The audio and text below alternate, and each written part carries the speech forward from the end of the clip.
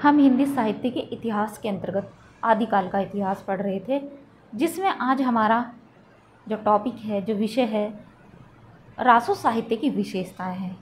क्योंकि इससे पूर्व हमने पढ़ा था रासो साहित्य के विषय में, ठीक है। तो रासो साहित्य की विशेषताएं भी इसलिए जानना मुझे लगता है कि महत्वपूर्ण है, ज़रूरी है। इस तरह के प्रश्न भी बन जाते हैं, परीक्षाओं में पूछे भी जाते हैं, ठीक है, कि निम्नलिखित में से रासो साहित्य की विशेषताएं कौन सी हैं, चयन कीजिए। तो इस तरह से प्रश्न पूछ लेते हैं, ऐसा आ जाता है परीक्षाओं में, ठीक है। तो आज हम क्या पढ़ेंगे, हिंदी साहित्य आदिकाल के अंतर्गत रासो साहित्य की विशेषताएं, ठीक है। देखिए, रासो साहित्य यह है, आप सभी जानते हैं कि रासो साहित्य क्या है। रासो साहित्य जो राजाओं के दरबार में रहकर कवि वर्णन करते थे, किसका, राजाओं का ही वर्णन करते थे, ठीक है। यह मुख्यतः किसके द्वारा लिखा गया है, यह मुख्यतः चारण कवियों,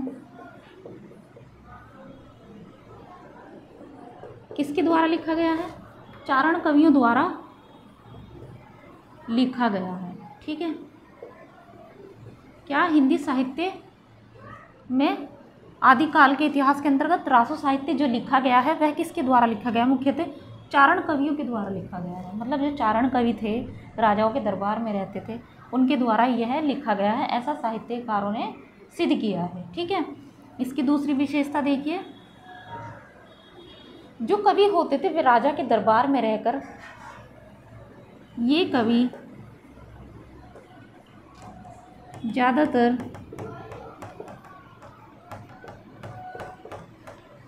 राजाओं के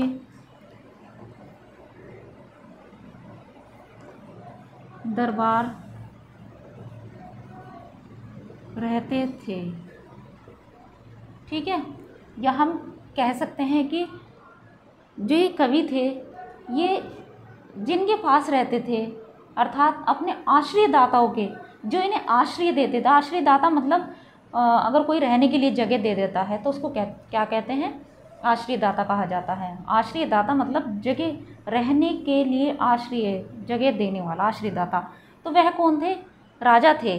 तो जो राजा थे उनके पास ही रहकर रचनाएं करते थे, लिखते थे, क्या करते थे, उन्हीं का वर्णन करते थे। जिसके दरबार में रहते थे तो उन्हीं के विषय में लिखते थे, उनकी वीरताओं का, ठीक है, उनकी वीरताओं आदि का वर्णन करते थे, ठीक है, कि कैसे मतलब उन्होंने लड़ाइयाँ लड़ी हैं, क्या किया है, इस तरह से वे वर्णन करते थे। कौन वर्णन करते थे, चारण कवि जो राजाओं के दरबार में रहते थे, ठीक है। देखिए और देख लेते हैं हम, इन रचनाओं में क्या है, इन रचनाओं में सामंती जीवन की झलक क्या होती है, देखने को मिलती है। मतलब राजाओं की जो उनका ऐश्वर्य था, मतलब उनके धन संपदा, उसी के बारे में आप देखेंगे कि उसी का वर्णन ज़्यादा मिलता था, ठीक है। कौन सी रचनाओं में, रासो साहित्य में। आप इसका उदाहरण आप देख भी सकते हैं, पृथ्वीराज रासो चंद्रबरदाई द्वारा लिखित रचना है। तो उसमें आप देखेंगे कि किसका वर्णन है, पृथ्वीराज चौहान की वीरता के विषय में ही उसमें वर्णन किया गया है। किसमें, पृथ्वीराज रासो में। रचनाओं में क्या किया है कवियों ने, एक और विशेषता देखिए, इन रचनाओं में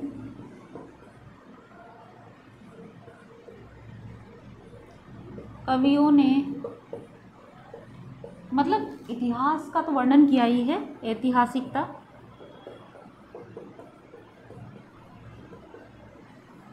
के साथ साथ अपनी, जो कवियों की अपनी कल्पना थी उसका वर्णन किया है।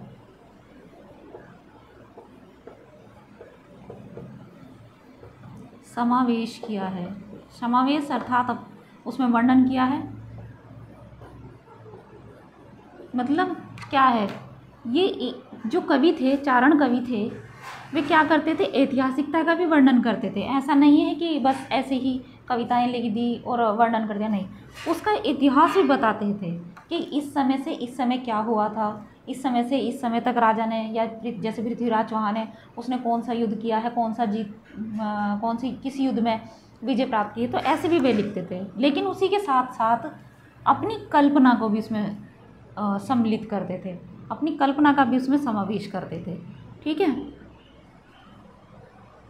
रचनाओं में क्या किया है कवियों ने,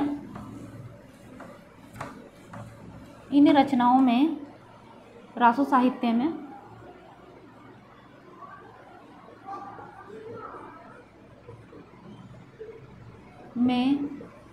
कवियों ने युद्ध व प्रेम का वर्णन किया है। किसके राजाओं के प्रेम का वर्णन किया है,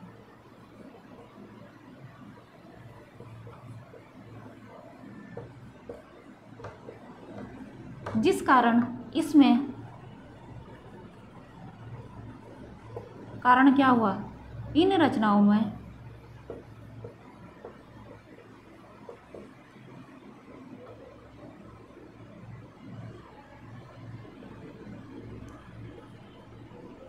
कौन से रस देखने को मिलते हैं आपको, क्योंकि ऐसे पूछ लिया जाता है कि रासो साहित्य की रचनाओं में कौन से रस की प्रधानता है, तो कौन सी की है, श्रृंगार व वीर रस, इन दो रसों की प्रधानता है। क्यों, क्योंकि इसमें ज़्यादातर प्रेम का वर्णन मिलता था या युद्ध का। जैसे कि मैंने पहले बताया, ये जो कवि होते थे राजाओं की वीरता अर्थात उनके द्वारा लड़े गए युद्ध और उनके प्रेम का वर्णन करते थे। ये आपके सामने एक उदाहरण भी है, पृथ्वीराज चौहान, एक नाटक भी आया था जिसमें दिखाया गया है, उसकी प्रेम कहानी का वर्णन किया गया है, किसकी, पृथ्वीराज चौहान की, कि किस तरह से उसने संयोगिता से विवाह किया, इस तरह से। तो आप देख सकते हैं कि किस तरह से उन्होंने रचनाओं में वर्णन किया है युद्ध अर्थात और प्रेम, मतलब उनके राजाओं के द्वारा लड़ा गया जो युद्ध था उसका वर्णन किस तरह से किया है और उनके प्रेम का जो वर्णन किया है। ठीक है, तो एक आप ये उदाहरण देख सकते हैं, पृथ्वीराज चौहान एक सीरियल आया था उसमें दिखाया गया है। ठीक है, रचनाओं में क्या है, इन रचनाओं में डिंगल पिंगल शैली तो है ही, मैंने इस पर वीडियो बनाया भी है कि डिंगल शैली क्या है और डिंगल पिंगल शैली के साथ साथ अनेक भाषाओं का वर्णन, ऐसा इतिहास में लिखा हुआ है, अनेक भाषाओं का वर्णन भी मिलता है। ठीक है, किसका अनेक भाषाओं का वर्णन मिलता है, इन रचनाओं में डिंगल पिंगल शैली के साथ साथ अनेक भाषाओं का वर्णन भी मिलता है। मतलब कि ये इस शैली का प्रयोग तो करते ही थे, लेकिन इसी के साथ और अन्य भाषाओं का भी प्रयोग करते थे अपनी रचनाएं करने में। कौन, चारण कवि। ठीक है, इन रचनाओं में क्या था कि कवियों की जो मानसिकता थी वह छोटी देखने को मिलती है, मतलब कम है, छोटी एक तरीके से। इन रचनाओं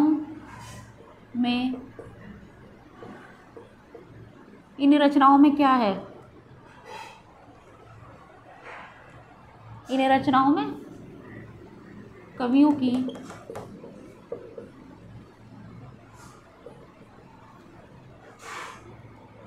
संकुचित मानसिकता देखने को मिलती है। ठीक है, कैसे संकुचित का मतलब है छोटी, तो ऐसी मानसिकता भी इसमें देखने को मिलती है कि वो कौन सी, रासो साहित्य में, इस साहित्य में। ठीक है, और इन क्या है, ये रचनाएं अर्ध प्रमाणिक कैसी मानी जाती हैं, अर्ध प्रमाणिक मानी जाती हैं। कैसी मानी जाती हैं? अर्ध प्रमाणिक मानी जाती हैं।